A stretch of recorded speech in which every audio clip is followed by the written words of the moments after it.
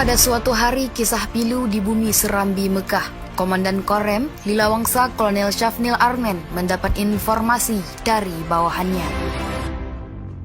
Informasi yang sudah lama ditunggu-tunggu itu menyebut seorang ulama kenamaan dari Betong Ateuh, Aceh Barat diduga menguasai benda-benda berbahaya. Tengku Bantakiah, nama sang ulama, dicurigai menyimpan ratusan pucuk senjata api.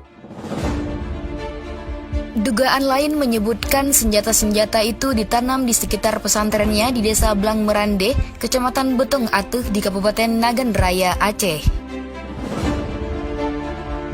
Letak daerah yang berada di tengah lembah dan juga diapit oleh banyak hutan membuat pemandangan Betong sebagai salah satu lanskap yang indah di Indonesia. Namun, hal itu justru berkebalikan dengan sejarah yang pernah terjadi di sana pada 21 tahun silam. Tepatnya pada tanggal 23 Juli 1999, di Betong Ateuh terjadi salah satu peristiwa paling mengerikan dan juga merupakan satu dari sekian banyak pembantaian selama operasi militer yang dilaksanakan di Aceh. Yakni peristiwa Betong Ateuh atau juga dikenal sebagai peristiwa Tengku Bantakiah. Tengku Bantakiah sendiri adalah seorang alim ulama yang memimpin sebuah pesantren yang terletak di Betong Ateuh bernama Pesantren Babul Al-Nurillah yang dituduh oleh TNI sebagai tempat penyembunyian alat logistik GAM.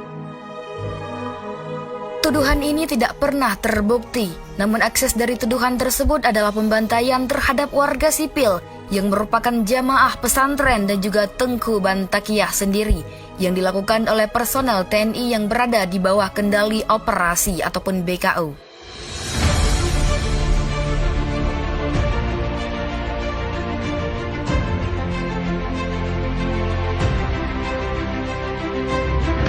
Korem 011 Lilawangsa yang terdiri dari pasukan Yonif 131 dan 133 dengan didukung satu peleton pasukan dari Batalion 328 Kostrad.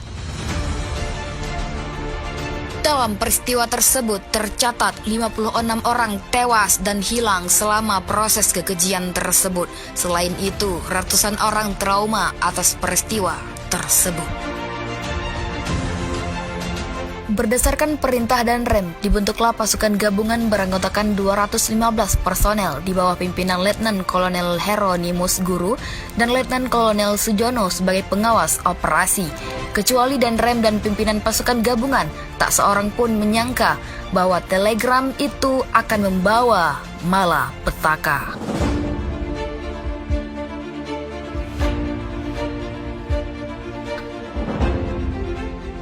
Pada tanggal 22 Juli 1999, pasukan gabungan tiba di Betong Ateuh. Mereka mendirikan tenda-tenda persiapan untuk melakukan penyerbuan. Warga sekitar menyaksikan kedatangan pasukan dengan perasaan cemas. Mereka tidak tahu mengapa tentara datang tiba-tiba dan dalam jumlah yang sangat banyak. Berdasarkan pengalaman yang ada selama daerah operasi militer ataupun DOM telah mengasah insting mereka bahwa sesuatu akan terjadi. Keesokan harinya, pada tanggal 23 Juli 1999 sekitar pukul 11 WIB, pasukan bersenjata lengkap mulai memasuki pesantren. Sebagian dari mereka menutupi wajah dengan cat hitam dan hijau.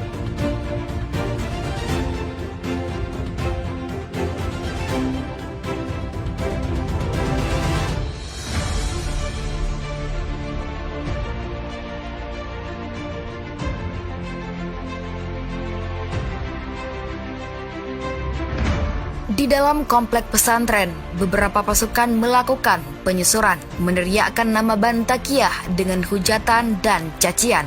Bantakiah dan ratusan santri yang tengah mengaji mendadak tegang.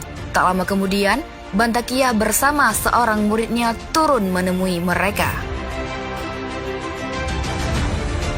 Setelah bertemu Bantakiah dan menyampaikan urusan mereka, Sujono mengontak Heronimus lewat radio soal tindakan yang harus dilakukan. Heronimus tak kunjung menjawab, Sujono pun meninggalkan lokasi.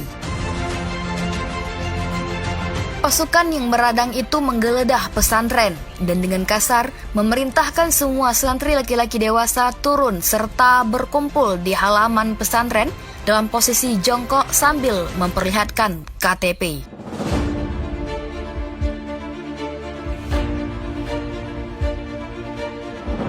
Mereka disuruh melucuti pakaiannya. Bersamaan dengan penggeledahan tersebut, tim yang dipimpin Sujono datang lagi ke lokasi.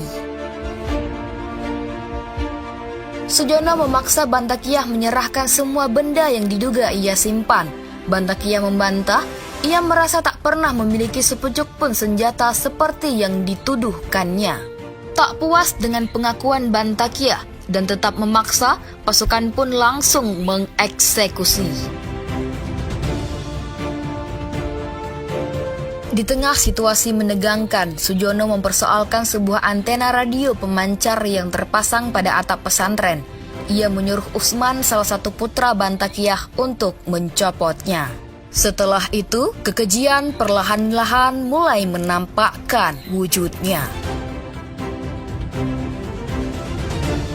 Usman berjalan menuju rumah untuk mengambil peralatan agar lebih mudah membongkar antena. Namun sebelum ia mencapai rumah yang jaraknya hanya 7 meter dari tempat berkumpul, seorang pasukan memukulnya dengan senjata api. Menyaksikan putranya disakiti, Bantakiah pun berusaha mendekati dan memeluknya.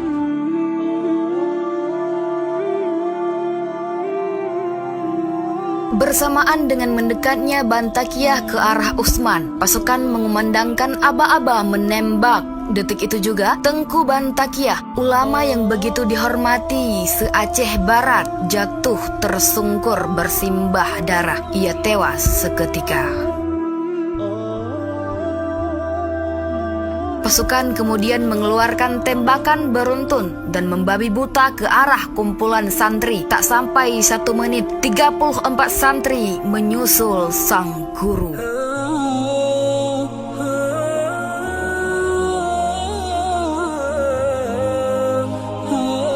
Setelah berondongan tembakan berulang-ulang itu, pasukan mengumpulkan santri yang masih hidup untuk dibariskan. Dengan dalih membawa mereka berobat, santri yang mengalami luka diangkut. Bahkan santri yang sama sekali tidak terluka juga ikut dibawa. Semua berjumlah 23 orang. Mereka dinaikkan truk untuk dibawa menuju Takengon. Hanya beberapa orang saja yang sengaja ditinggalkan. Di tengah perjalanan, tepat di kilometer 7, 23 santri itu diturunkan dan diperintahkan berjongkok persis pada bibir sebuah jurang. Disitulah mereka juga ditembaki secara membabi buta. Pelaku-pelaku dalam peristiwa ini telah diadili melalui mekanisme pengadilan koneksitas pada tahun 2000 silam. Namun, mekanisme pengadilan ini tidak sama sekali memenuhi standar-standar penyelesaian kasus yang berkeadilan untuk korban dan juga penghukuman terhadap pelaku. Hal ini tercermin dari masih belum terpenuhinya rehabilitasi, restitusi, dan kompensasi kepada korban dan juga pengungkapan kebenaran terhadap peristiwa tersebut.